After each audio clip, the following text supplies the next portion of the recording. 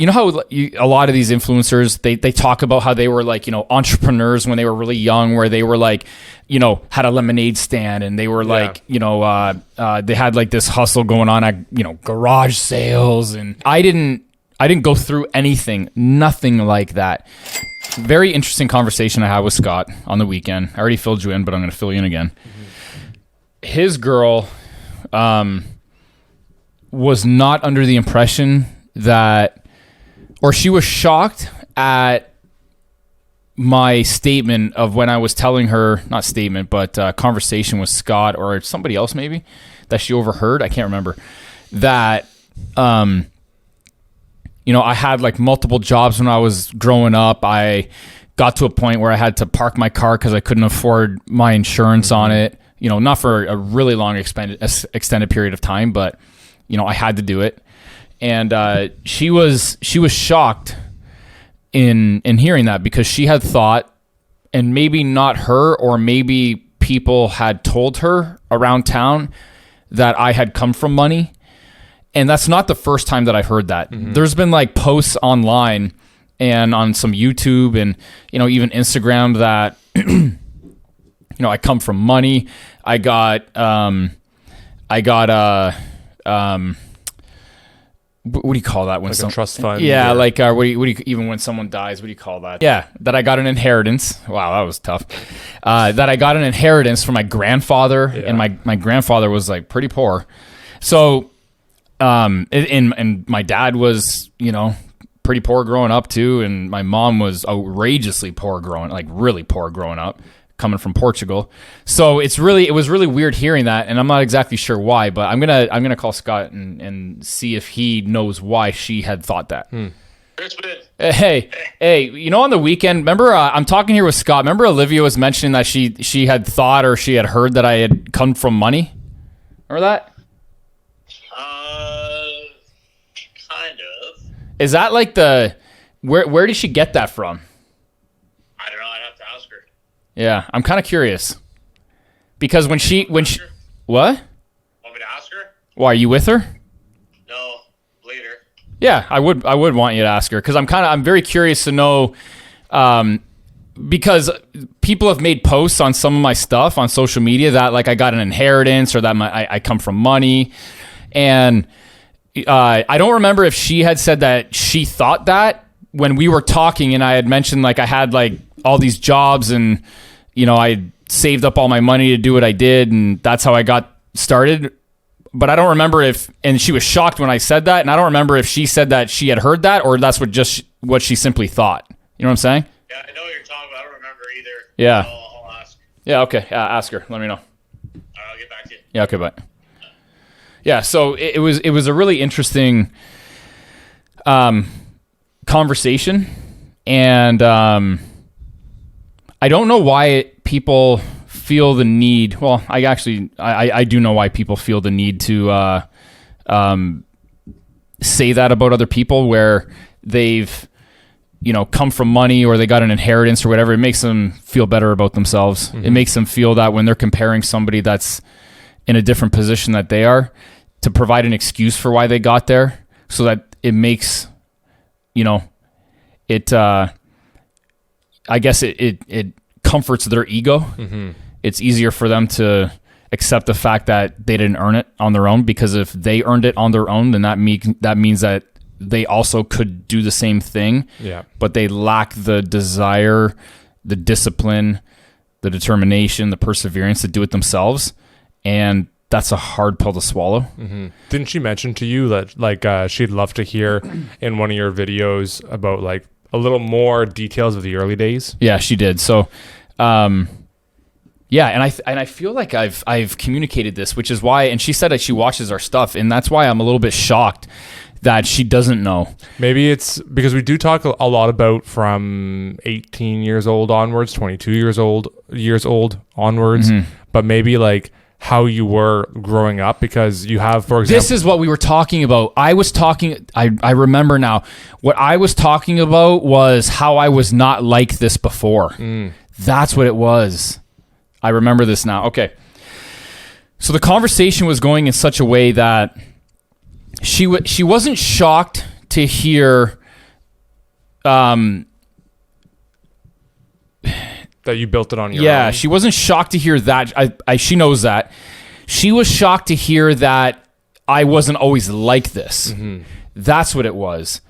And the reason why I was saying that was because I never, you know how a lot of these influencers, they talk about how they were like, entrepreneurs when they were really young, where they were like, had a lemonade stand and they were like, they had like this hustle going on at, garage sales and, even like Gary Vee Elon with that Musk's story of selling that game program for like $1 million at 12 years old. Is that right? Yeah. Okay. Well, there you go. That's right. Another like kind of prime yeah. example. So I didn't go through nothing like that. Literally, when I was really young, I always had this. I was always like a hustler, but in a different way. And it was always, I had this pride of work ethic going on ever since I was young. Whenever I had, these little like outdoor jobs to do for my parents, or, cutting the grass, or, doing things for my grandfather in his backyard or whatever. I always, what? Sorry, you said doing things to your grandfather. Did I say doing things to my grandfather? Okay, so doing things for you. Say it again.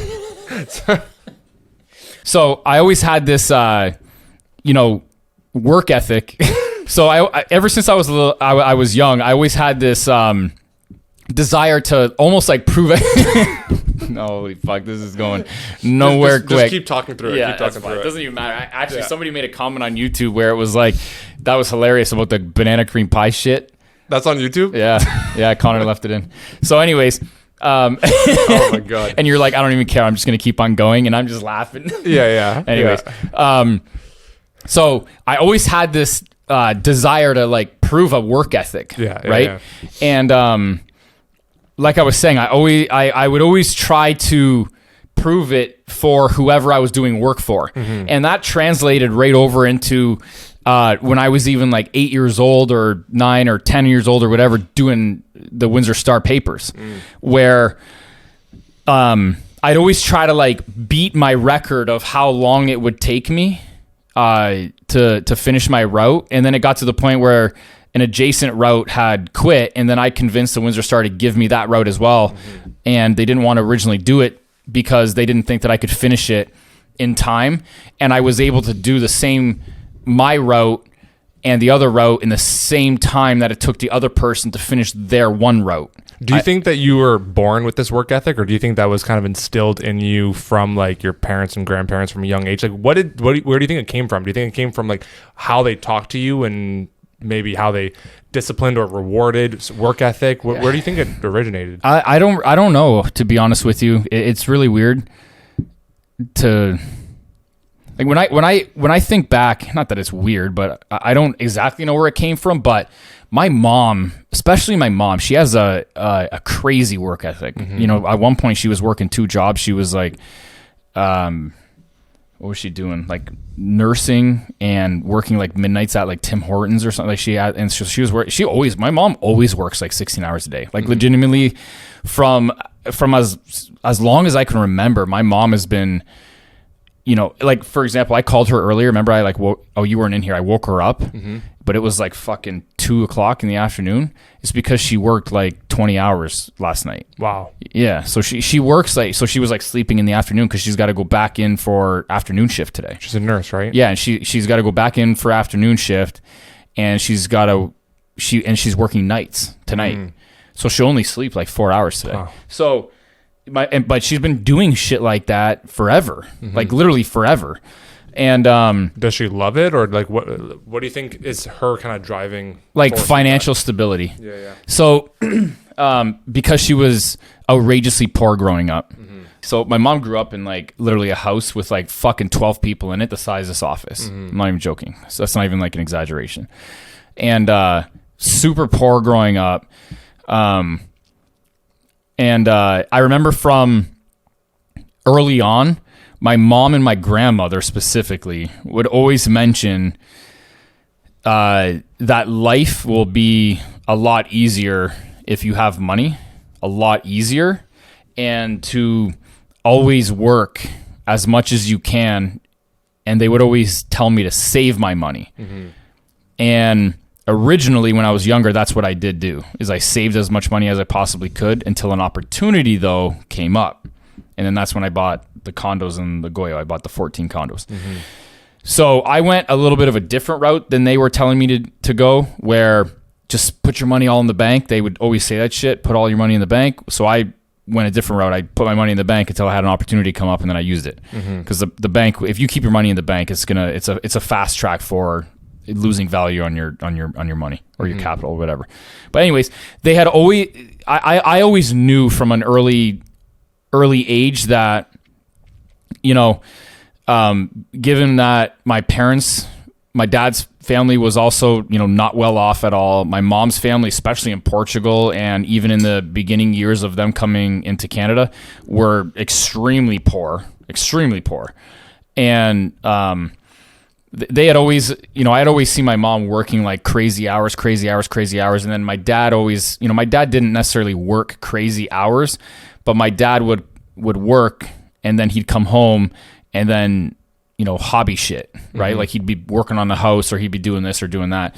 And, but my dad always had like a reputation at GM for doing great quality work. So, which oddly enough, he was in like I think they call it the quality department or whatever. And, so they did instill probably something inherently in me, but, they were never like pounding it in me. You know what I'm saying? So I think maybe it was something that maybe I was born with it, given my background, that my mom's, you know, an immigrant. My dad's family was not well off, and I always knew that I wanted to not grow up in those kind of conditions or go into, you know, young adulthood in those conditions. But at the same time too, I didn't take a lot of things serious when I was younger. So, you know, early on, yeah, when I had jobs, I would work really hard, but it's not like I was dying to go to work. The reason why I wanted to go to work was because I wanted to make money. It's not because I enjoyed work. You know what I'm saying?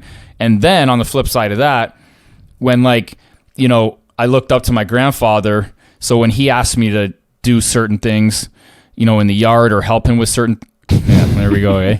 So when he would ask me to do things for him, there you go.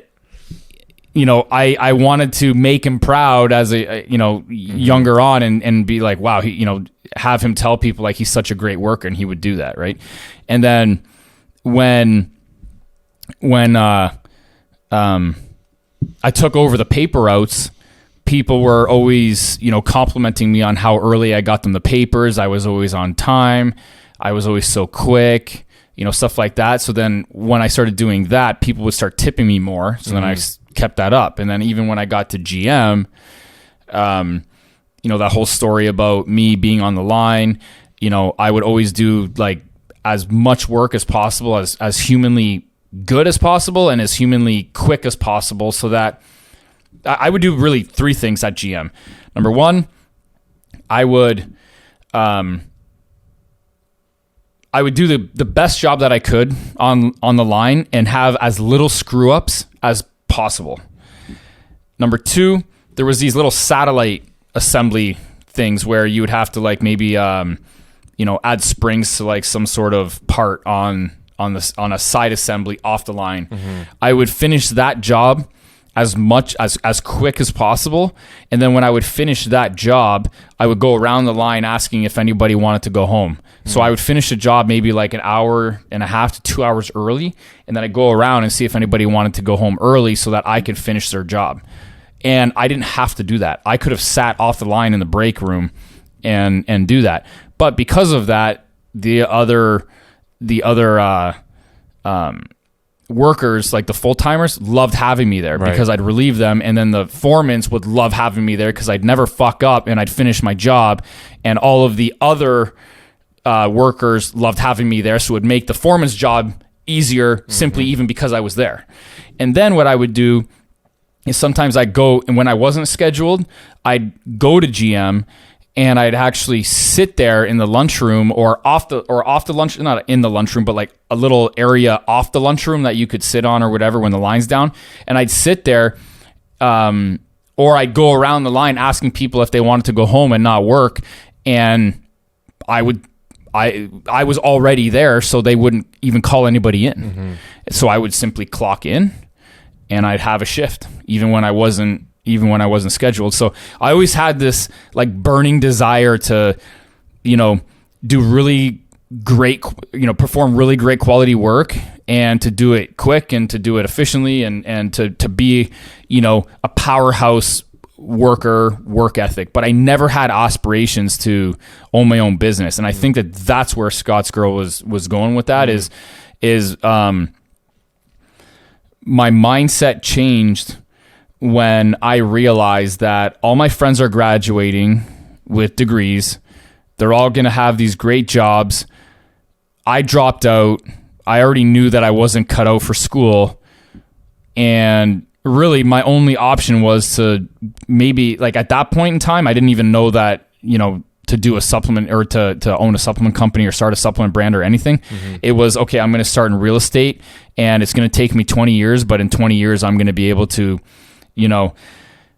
have all this financial freedom over and above even somebody with a degree, because I'm going to do it smart. I'm going to do it efficiently, and I'm going to work as hard as I possibly can at it and take those same principles and apply it to whatever I'm doing on my own. And it ended up working.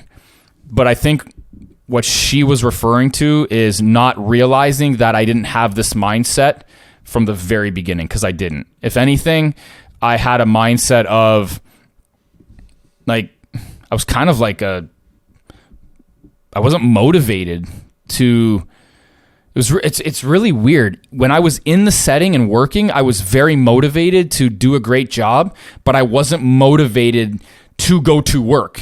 Does that make sense? I wasn't motivated to be in school.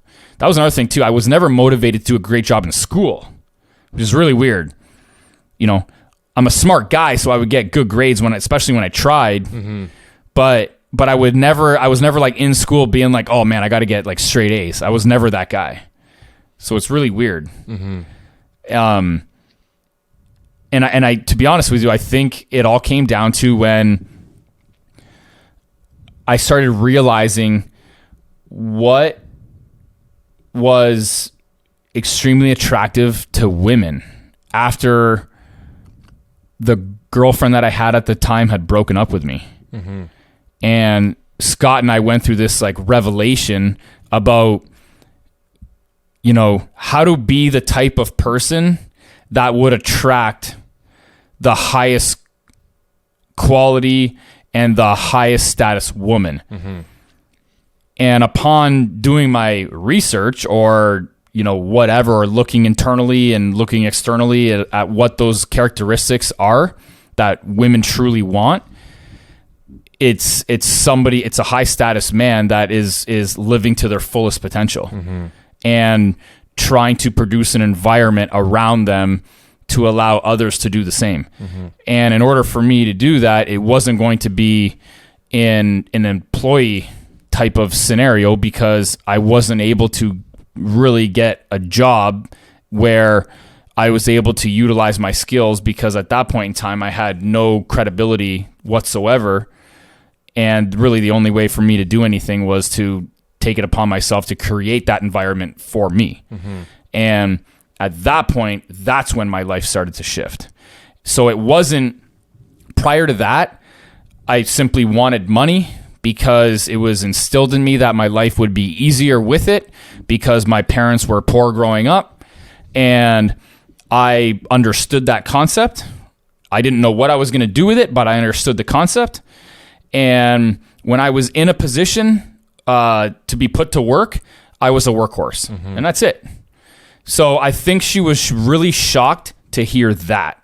Not that I didn't come from money or this and that. It was simply that I didn't always have this mentality and mindset. And when I look back, it was that breakup was the pivotal point in my life where I legitimately woke up and I said, okay, this is it. I need to change. If I'm going to, have the lifestyle I want and attract the woman that I want. That is going to have, my whole life is going to have to change. And that's what I did.